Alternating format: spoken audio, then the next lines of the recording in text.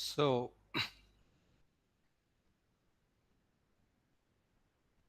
yesterday we had discussed about the jitter. So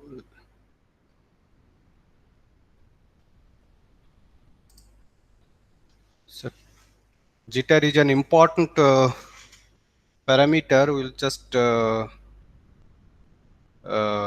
because how accurately the timing is measured once the photon impinges on the photodetector and the current pulse is generated. Yeah. So that is important. So today we'll discuss about the ability to resolve a photon number. So suppose one photon coming and then another photon comes, then how it can resolve, or if it is multi-photon cases are there, then how you will deal with it. So normally, if say I just mentioned 4 different points here, bullet points. So just first point is, so single photon detectors can only distinguish between 0 and or 1. So that means it can say yes or no situation. So whether something is there, signal is there or not, because you know that when photon comes, one photon or two photon comes together, then or within the date time, then basically you cannot distinguish the pulse, the current pulse. So this binary response means that a multi-photon pulse triggers uh, the same output signal as a single photon. It cannot distinguish. However, for this quantum information protocols, like whenever you will discuss that, for example, quantum key distributions, there are different protocols are there, and so all these protocols require single photon states, which are difficult to prepare, as you know. We'll discuss that. That is actually sub-Poissonian photon source we need. I told. And we have also learned that just attenuating laser pulses that actually end up with a Poissonian statistics, that is difficult, and where if you want to obtain a photon state n photon state, that means for a particular measuring window, if there are n photons are there, then this is the Poissonian distribution we have learned. Here just a note that this mu is replaced by n bar, because in this flow wherever I am just uh, actually following the paper, they use mu instead of n bar. So I have just used mu. So sometimes you should not be confused. Okay, so this is the photon state. If you n photon state, so called get n, if you want to get, then this probability will be there from a Poissonian light source or laser source. So current single photon source are imperfect. So normally, I'll be discussing that. It is very difficult to get a single photon source. That reason is that because of the weaker source, we define that whether it is how good it is, and the correlation between photons, correlated photons. Normally, we will be using another one type of parameter. I think we have discussed earlier G1 parameter. That is actually the coherence. Coherence, how good it is. That we have discussed G1. That I think you remember that we took time delay and then correlations. That is actually G1. But that is nothing to do with the photon counting, because photon counting normally deals with the intensity or energy. So that's why G2, that will be also discussed once we will be discussing about the single photon sources. That time we will be discussing this G2 in details. So that is normally if it is 0, that parameter, if it is 0, that means that is a good source, good single photon source. So normally most of the cases it is non-zero. Closer to 0 is better. So that means if it is non-zero means it's a residual multiphoton emission. So multiphoton emission will take place, and that multiphoton means you cannot really resolve them. And even though some single photon source are available, I will discuss that also. Their generation rate is very low. Okay, so for a in that case, this average photon number can be much lower than 1 for a particular window of your interest. And in case of quantum key distribution, multiphoton states represent a security loophole that can be exploited by eavesdroppers.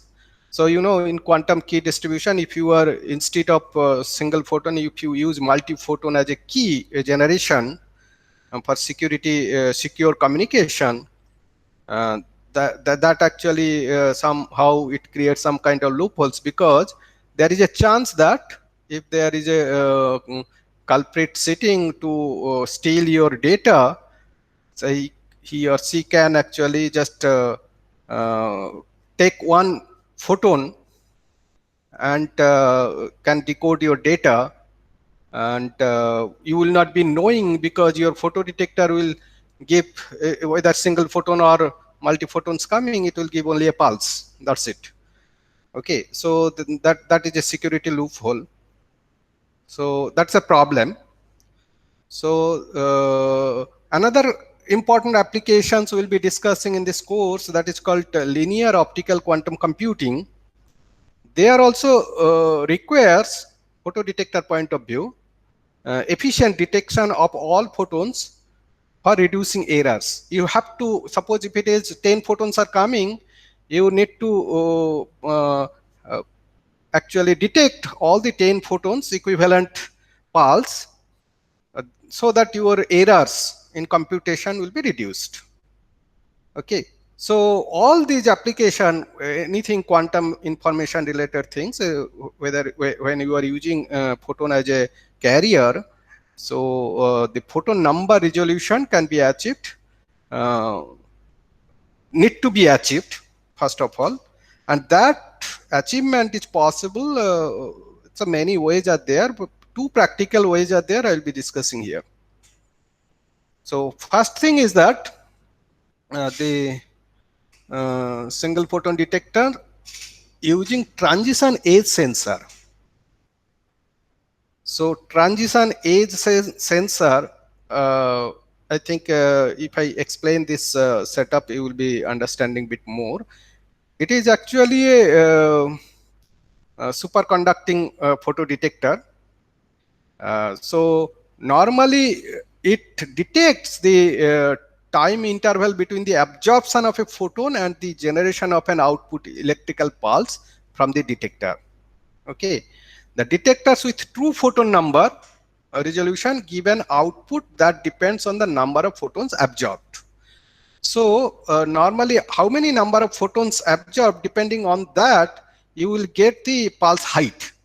So one photon, if it is there, so for one photon whatever pulse height you will be getting, for two photons it should give at least double pulse height, or some kind of related relation should be, the analytical relation should be there, so that you can decode the number of photons.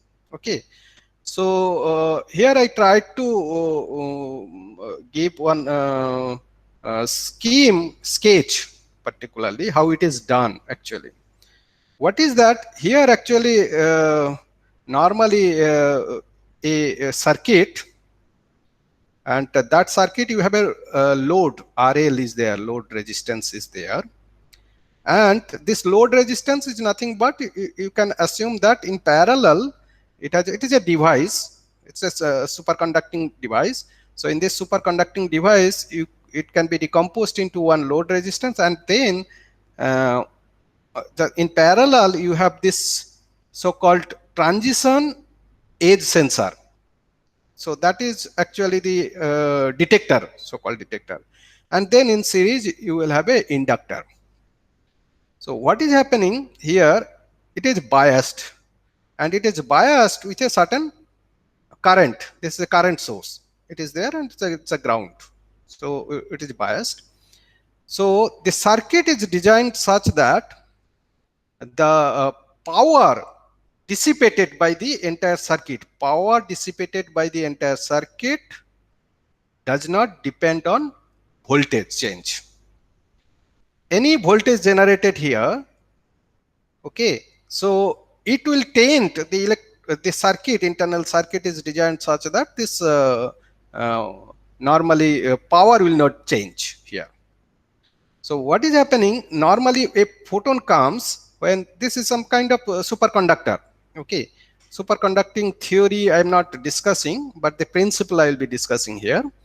So when photon comes, that time what happens, the resistance of this element,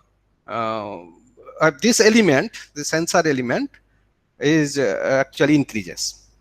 Okay, so when the resistance increases, what happens? To maintain the power, current needs to be dropped here. Currents passing through it needs to be dropped.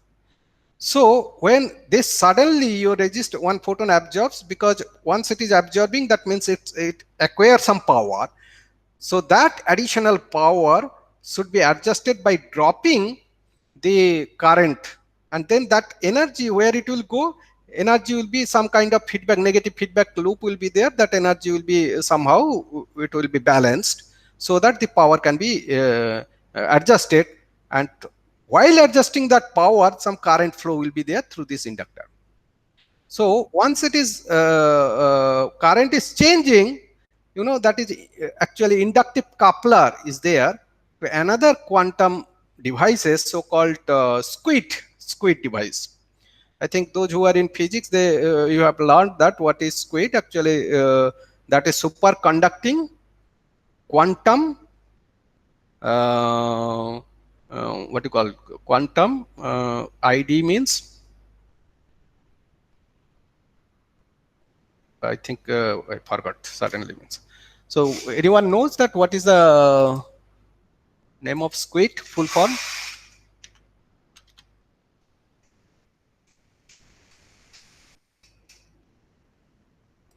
Physics people should know that. Superconducting.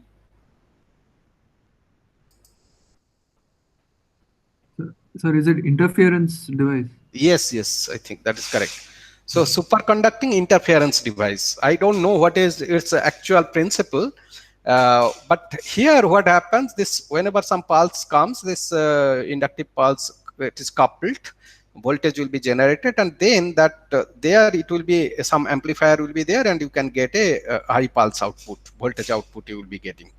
So it's basically it's like two Josephson junctions in parallel with Josephson each junction. other. This is a symbol of Josephson junction. I actually I read long back. I don't know what is the principle nowadays. Only I think superconducting device people use this Josephson junction for squid application, and another is for I think qubit generation, quantum computation. I think that is the main applications.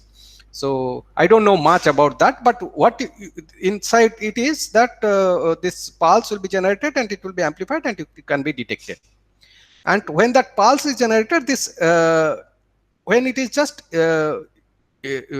changing this, because it is momentarily changing that age, because it is a temporary transient case, transient current change will be there. So that transience, the transition, that flux transitions is detected. That's why it is called transition age sensor. This is a quite old technology, but sometimes it is used nowadays. The better versions are available. I will discuss that. So-called SNSPD. That is a different technology used. Just you have a superconductor. Conductor will be there, and the resistance will be changed, and you can read out the current. That's a much better version. Okay. Sorry. So this transition edge sensor is essentially like a thermistor kind of a thing, right? It's temperature dependent. It's changing its resistance.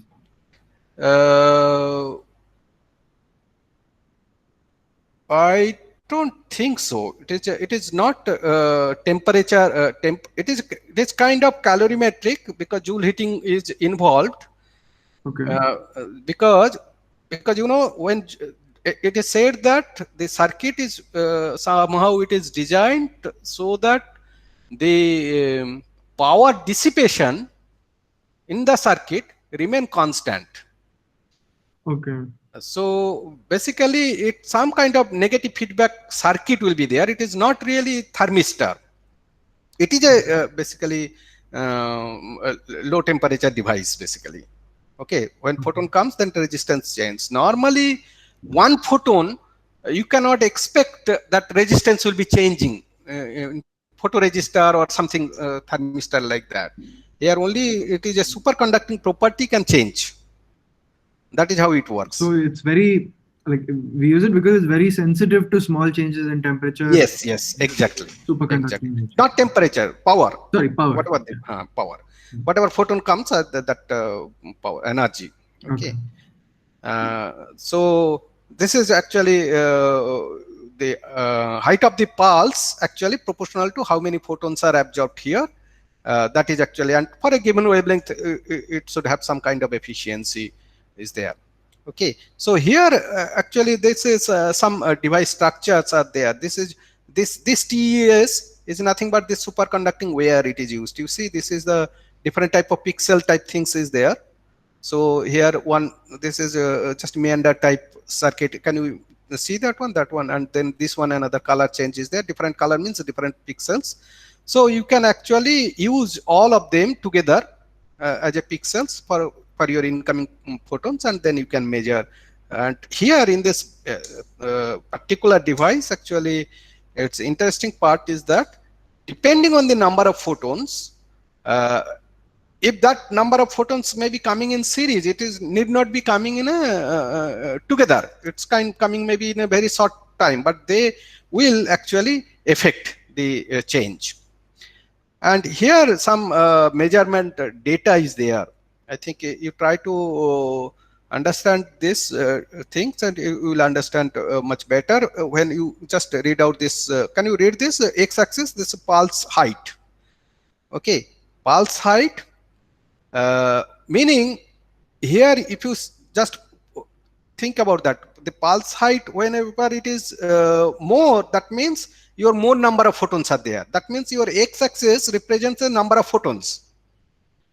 Okay, so when it is number of photons are there, and then you can see this is the corresponding counts you can just calibrate. Okay, so whenever you are getting, suppose you are getting a particular pulse, you are sampling this pulse height, its arbitrary unit is given, pulse height. So this means, suppose it is a 500 pulse height, 500. So you know 500 means 500 pulse height. You can imagine that, okay, the number of photon can be scaled down to say 100 times, maybe 5. Okay, so that means number of 5 photons. And then you see the count number is this one. So this count number means y-axis actually gives you the probability basically. So you are just making a histogram. That means this how many 500 pulse coming. You are just measuring different measurement, different sampling you are doing. So how many times you are getting 500 pulse height. That is how, that is what means your count. Similarly, if your pulse height is changing, that means number. That means this is actually you're considering your n, and this is your probability. How many times you are getting that probability. So it is actually, you see that it reflects kind of Gaussian distribution. Poissonian distribution. So this Poissonian distribution, you see that's Poissonian in the inset. It is given as a function of time, microsecond, whatever the things are coming. The pulse height you are getting, that's the pulse height. This is the nature of the pulse you will be getting as a function of time, but you will be just detecting the height only. Okay, pulse height.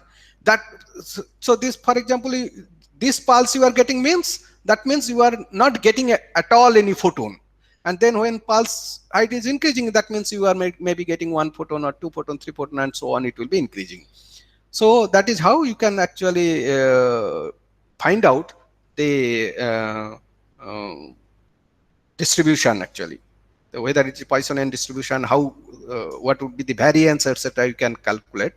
For this particular example, they say that the figure shows a test measurement of a Poissonian statistics with a mean photon number per pulse. Per pulse, you are measuring about 2.45. That's a classically calculated. Okay, classically calculated, you can consider 2.5, less than 2.5 means around 2 or something like that, n bar or mu here. Okay, this is one type of photo detector you use. And then another type of photo detector, I think this is more convenient for our integrated photonic circuit though, but it has some kind of limitation compared to TES or superconducting photo detector. So this is how, normally you have ultimate goal is that instead of yes, no, just binary, I want to know how many photon numbers are there. I want to calibrate that. In a pulse, how many photons are there? That's a ultimate goal. Suppose you just imagine that one pulse, that pulse duration is there. Depending on the pulse duration, the pulse spreading, it is shown here. And these two things, these lines, if you see, you can consider they are fiber or they can be considered as a waveguide. Okay, two waveguides are coming and they are interacting here. That is actually called beam splitter, 2 by 2 power splitter.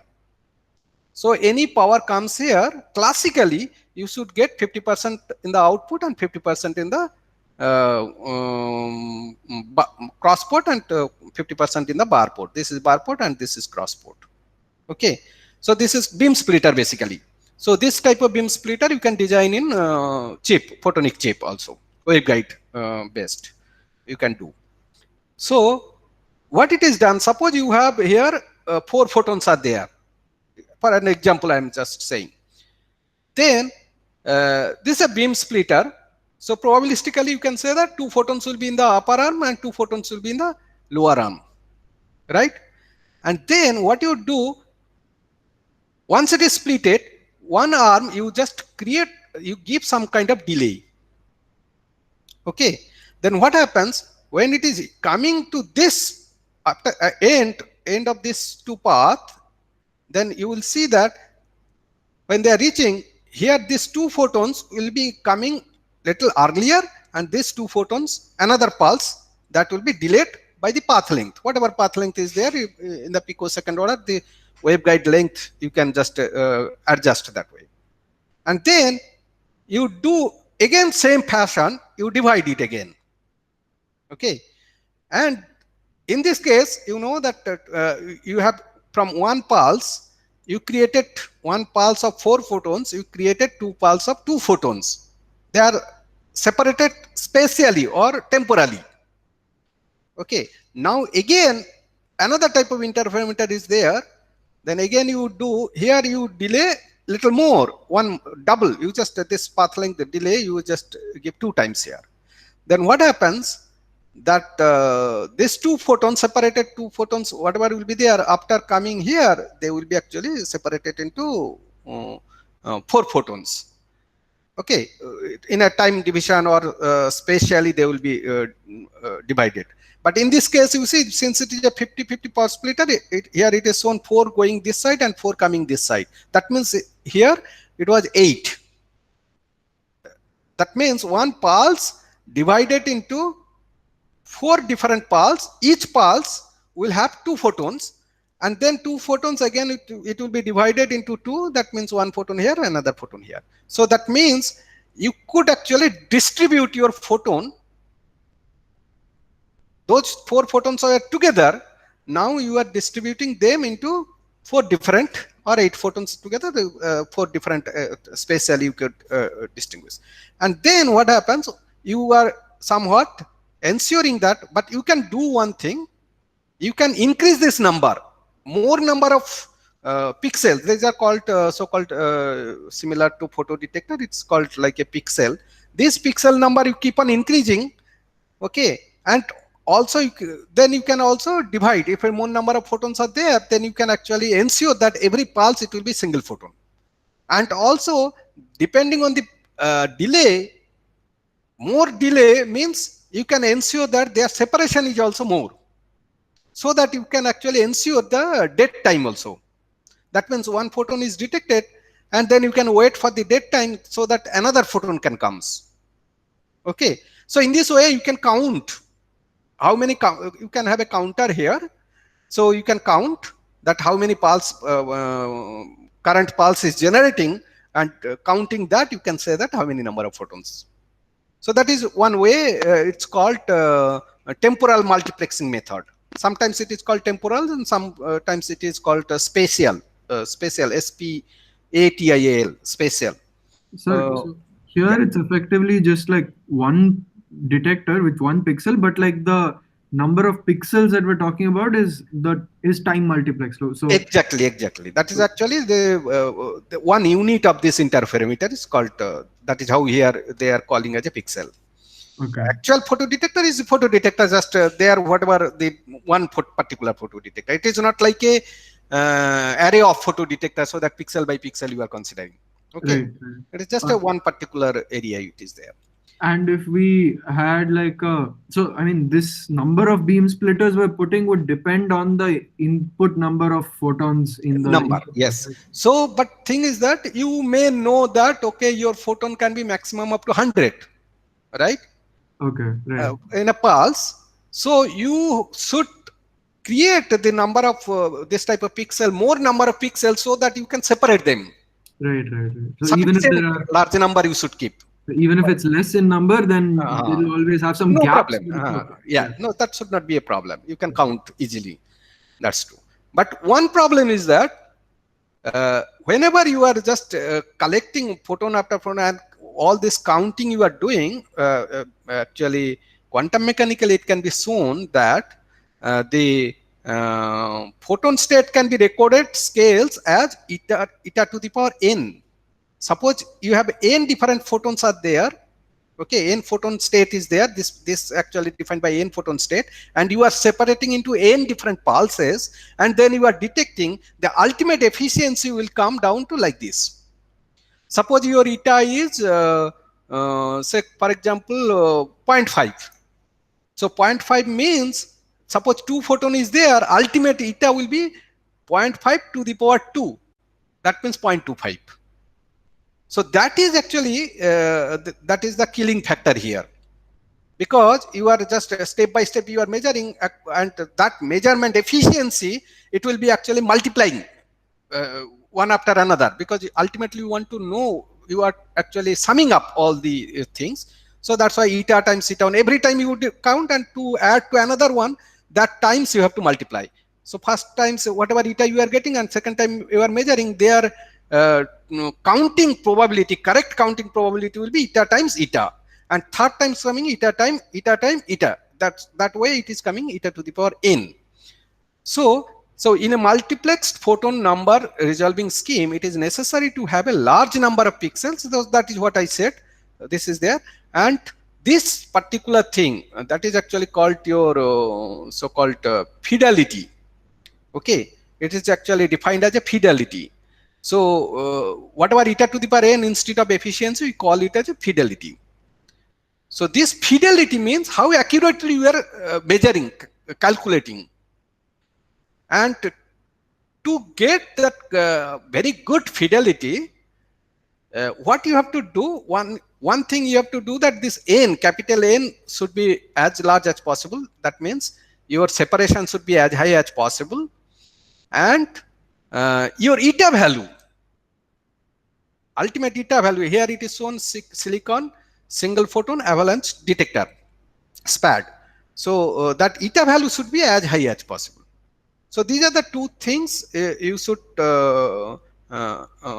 consider, so that you can get a better fidelity in the detection. Okay. Now next thing is the, so we have discussed, this is the seventh quality I am just discussing. What all other six quality we have discussed so far?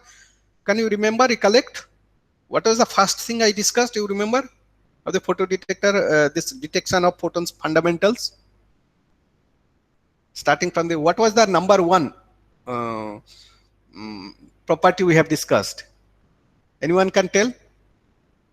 Shashank. Uh, the dead time? No, I don't. Yes, dead time. That's the one Okay. point. Dead time one, and then Efficiency. efficiency. Fine. Two. Mm, Dark current. dark Dark current. rate. Count rate. Right, Dark dark count rate. counts. D. Dark counts. Dark count rate. The third. That is third. Fourth. Losses. Efficiency. That is efficiency. Loss we Uh, have included in the efficiency, right? Because coupling loss and quantum intrinsic loss we have just counted. um, I don't remember like the Ah, exact. anyone can help? Animesh, Yes, sir. what are other thing we discussed so far? The first one was range and the energy of Range. the photon. First one is the range of, that means wavelength. Yes, Wavelength, sir. which wavelength range your energy wavelength range we discussed. That is the one thing. And then Sixth one we just discussed. uh, sixth one is the that resolving power. Resolving power. Yes, sir. That means resolving the photon things. No, another one we missed, I guess. Important thing. Timing jitter. Timing jitter. Yes. Yes, sir. So all these things for a photo detector, if you want to see, you have to see all these parameters, how it is dealing with. If you are just designing a single photon detector, all these things you have to keep in mind. And instead of all of these, I think we can try to find out a single figure of merit which can be sufficient to tell, because whenever you are buying a product, photo detector, single photon detector or something like that, instead of going through all of them, just want to know, because sometimes you need all the good properties, but sometimes one good property you get at the cost of other losing property for the other, right? So if you suppose you are designing a device, suppose you are somehow could get a better efficiency, but at the same time your jitter is high, for example, timing jitter is high, so you don't want that. So normally you need some kind of trade-off, good deal about all the parameters. So that's why any device you design or you fabricate, so you should find out certain kind of single figure of merit. And a normal photo detector, the one of the important figure of merit is called noise equivalent power. Okay, NEP. So noise equivalent power, actually, how it is defined normally? Normally, for noise equivalent power is that power for which signal to noise ratio should be 1. Whatever signal comes, the background, whatever noise is there, and signal, if you are trying to get that, just it should be 1. That is called actually noise equivalent power. The power required, so your input power will be such that whatever you are getting at the output, signal to noise, that means signal and noise, they are same.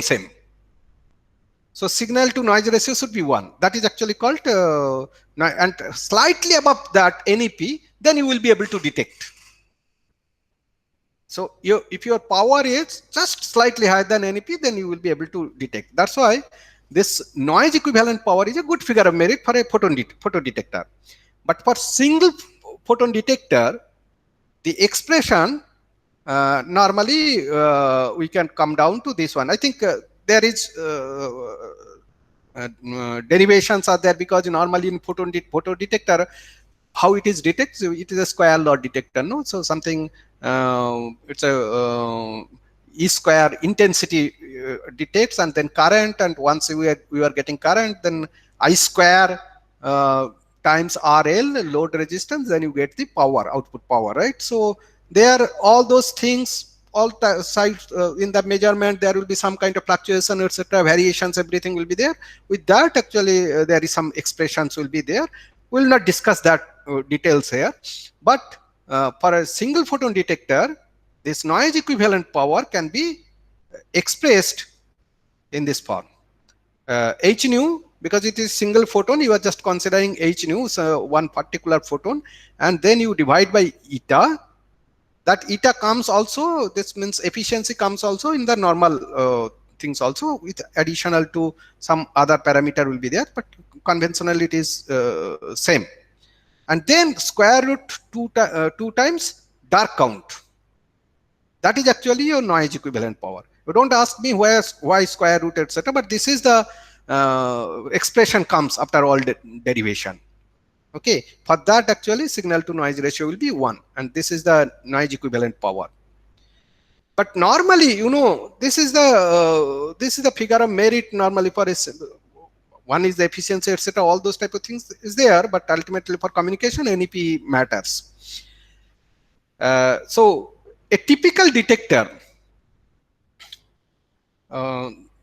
normally single photon detector that does not resolve photon number. It's a normal conventional photon detector. It cannot resolve the photon number. It just measure the power, intensity or so. But in this case, you are just considering noise equivalent power does not take into account the timing performance of the detector.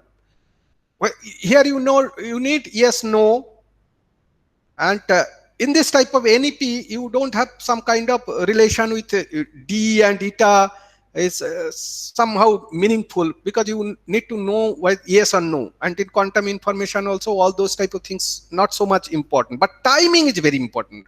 Exactly what time it is arriving, that is important. Of course, efficiency, that is also important, we have discussed.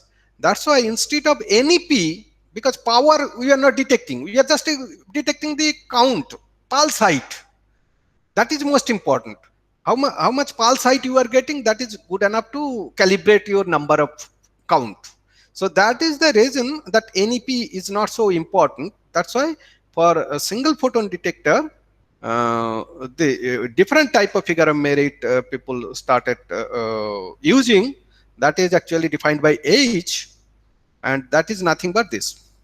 Only this 3 parameters is they are considering is good enough to find out to characterize or to characteristic to actually define or to qualify the single photon detector. That's the eta times eta divided by d delta t. You know that in this case, you know, NEP is as small as smaller is better. But here, this figure of merit is higher is better, because eta higher is good, that is fine, and dark count smaller means H will be higher, and this timing zeta smaller means H will be higher also. So here, this figure of merit higher is better, but here NEP case the expression is that lower is better. That is the difference actually. So this is the thing normally people use for your quantum information processing. For a photodetector you want to use for quantum information processing, so I think this parameter would be good enough. By the way, what is the can you just tell me what would be the dimension of NEP, and what is the dimension of this one, H? Unit of NEP, anyone can tell? Expression is given, just to tell me what could be the dimension. NEP is energy, right? No, noise equivalent power. Sorry, yeah, sure, power. Power, not energy. Yeah. But you have H, nu, eta, D, everything is there. From this, can you just find out what is the dimension or unit of NEP? Because NEP normally, any photo detector, if you see NEP, they will be adding one particular unit. And that unit, can you just You don't know that unit, of course, but from this expression, can you tell me what would be the unit? So D and eta are dimensionless, right? No, Eta. D has a dimension. D is in hertz. Uh, D is in hertz. Hertz, I think. yeah, time Per second, right? yeah, per second. So it will be energy, sorry, power with t power minus half. So you see, normally power and h nu is in joule, right? Right. H nu is joule, eta is a number. So can you express that in power, like watt? If you Oh, what's root of second? what that's true. What Yeah. root second or what per square root hertz? Right. What per square root hertz? That is actually NEP normally. What per square root hertz? That means normally noise figure, when you quantify there, that noise is actually it's coming for all frequencies, right? So when it is given as a per square root hertz, that means for a given frequency, if you are trying to find out NEP, that particular frequency, around that particular frequency, you have to consider just 1 hertz bandwidth. Within that, how much power is there? That is actually the noise equivalent power. That's why it's watt per square root hertz. So that frequency actually comes into picture. That is what I mean to say here. But in this case, you know, this is actually 1 by D. D means actually hertz, so per hertz, and delta T actually time again. So what happens? 1 by second, 1 by second. So this is a purely a dimensionless number. Okay. So in this case, you don't have any dimension, because D and delta T, if you see, this is actually second and this is per second. So that is cancelled. It is a number.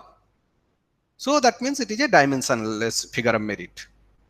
H for single photon detector normally we use. All right. So now I think we'll be moving towards the source, but before going to that, I think one important thing I just want to point out here before I go into the little bit of advanced technology. For different type of technology, I'll be a little bit discussing that single photon detector technology. Now all the figure of merits we have discussed, then I will be discussing kind of technology, what are availability, what is the best detectors available these days, and how they are designed and fabricated. So that that chapter will be closed, and then we will be moving to a source, how to get a sub-Poissonian light source. So here this one of the source we have shown in this figure, that is particularly used for, that actually used for characterizing or finding the efficiency of a single photon detector also. Okay, so what is that actually? Here it is shown a particular nonlinear crystal. I think some of you might be knowing that parametric down conversion, you know that? So, you know, normally any crystal, for example, glass or any other crystal, silicon or whatever, that's something, transparent electromagnetic wave goes, that the input output frequency is the same, right? The light input frequency, if it is say omega, output also the frequency you are getting, that will be also omega, right? So for example, if you just always I ask one question also. Suppose you are inside a pond, and your friend may be sitting in the bank and shining a laser light towards you. Maybe you can imagine that water is very transparent. Transparent means not dust, nothing is there, no mud, and you are trying to see the laser pointer, right? that is shown from the bank, and that laser pointer is red in color, and you are inside the pond. What color will you be observing? Anyone can tell? Could you repeat? I didn't understand. Oh, suppose you are just in a pond, a swimming pool, for example. You are in a swimming pool, okay, and you are just somehow you deep inside. You are drawn inside with some support system maybe there with you inside. Okay, you are just diving, and your friend from the bank shining a laser light, red laser light towards you, Oh, so and you are what trying color? to red. Yeah, no. So like, yeah, the question is, what color would the laser that Ah, you see be? because It you will are be inside red. it will be red. Yeah. Yeah. What would be the wavelength? Wavelength would be different depending on the refractive index of the water, but the But frequency would be the same. why that frequency will be same? The frequency would be, I mean, because the dependence is still linear for the material or the Yeah, while passing communication. through water, it does not change the frequency, right? Yeah, it's a linear dielectric. Ah, wavelength it change because of the velocity changes, everything wavelength changes. Frequency does not change. And that since frequency does not change, our eye actually sensitive to frequency, quantum of energy only. When it is detection happen, quantum mechanically happens, right? It only pick up a quantum of photon and then gives you the signal, right? Right. So that photon, since frequency is not changing, quantum of photon is not changing. So color is not, your sensitivity will be same color, right? But some material, you will find that when it is passing through it, that I think very beginning we have discussed that I will be discussing also, because that is very important for quantum photonics devices, that some crystal you can find when it is passing through some light, then light intensity, if it is a little bit high, then it will go to the nonlinear regime, and in that case some other frequency can be generated. Okay, so here such crystal is called nonlinear crystal. So if you are pumping intensely, then pump photon can be decomposed into two other frequencies, like this: omega p equal to omega s plus omega I. That is called spontaneous parametric down conversion. Okay, two photons will be generated. And there are another methods also there, that is called four-way mixing process. Here actually three-way mixing is happening, right? Pump photon and signal photon, and it is called idler. Okay, depending on the which one is higher, that one will be called signal, and another will be idler. So vice versa, sometimes they are interchangeably used. Okay, so one is called signal, another will be idler. So that is actually three wave actually interacting each other, so that these things will be generated. And sometimes four wave mixing takes place. That time that is called spontaneous four-way mixing process. That time two pump photons jointly will create signal and idler. Okay, that will be called spontaneous four-way mixing. So the question is that when they are generated, and depending on the crystal quality, that generation rate is very poor, not so strong. Okay, so even though your pump light is very intense, this type of signal and idler generation, they are actually very rarely happens. Okay, but if you are just trying to pick those photons, definitely there will be single photon at one time. Okay, you can pick single photon, but thing is that these two photons, they will have some kind of correlation. Quantum mechanically they will be correlated. They will sometimes act as a single system, even though their frequency difference, and you can use your classical device here to demultiplex them, That suppose omega is going this direction, omega I coming this direction, even though you demultiplex them, they will be correlated. Somehow, quantum mechanically, they will be correlated. They will be acting as a single entity. As long as you are not trying to detect. Okay. So that is from there actually entanglement, all those type of things comes into picture. We'll be discussing that later. But here you just think that they are correlated photon pair.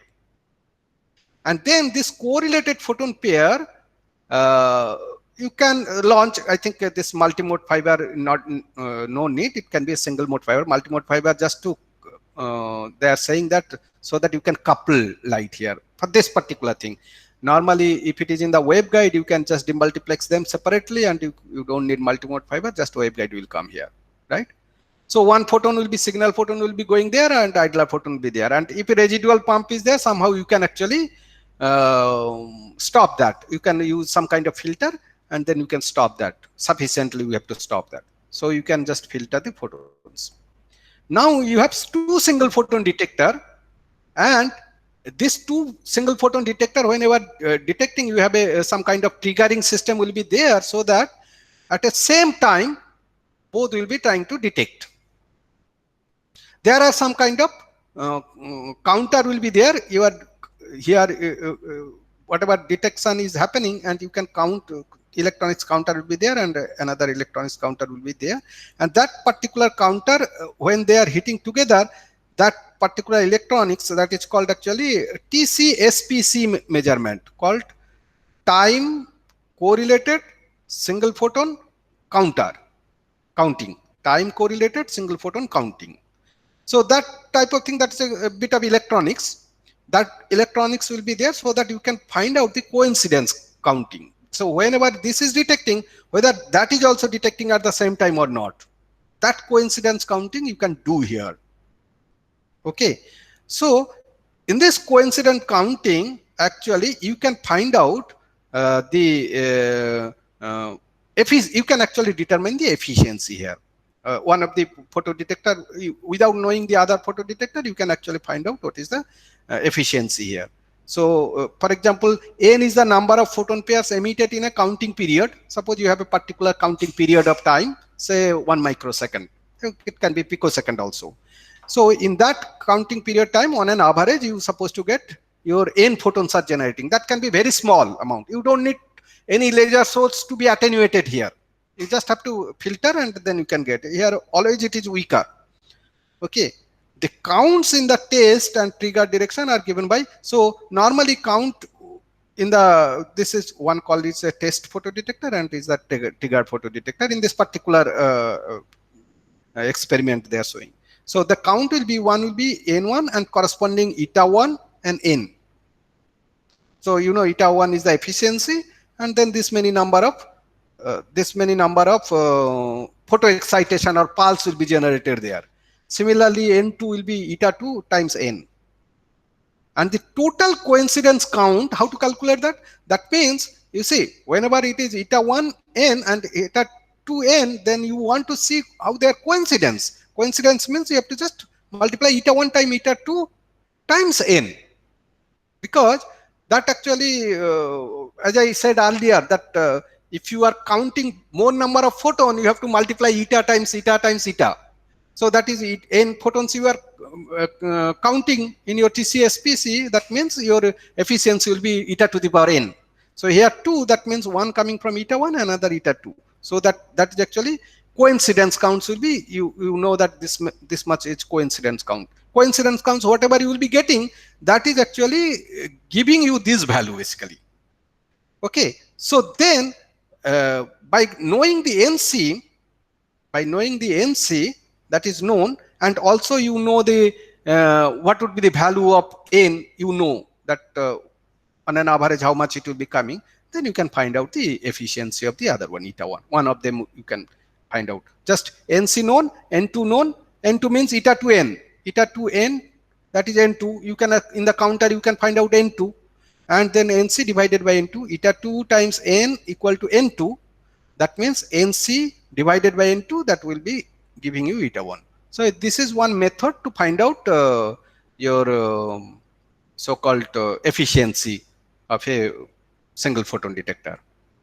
And here just I have given some introduction that how the correlated photon other than laser source, how the single photons can be generated, and their correlation measurement will be there. Those things actually, this entanglement and single photon generation, squeezing state, anti-bulge photon, that will be coming little while later.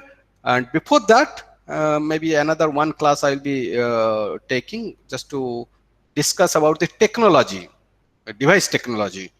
That's a single photon detector device technology I will be discussing, and then we'll move to source. Okay, so I stop here.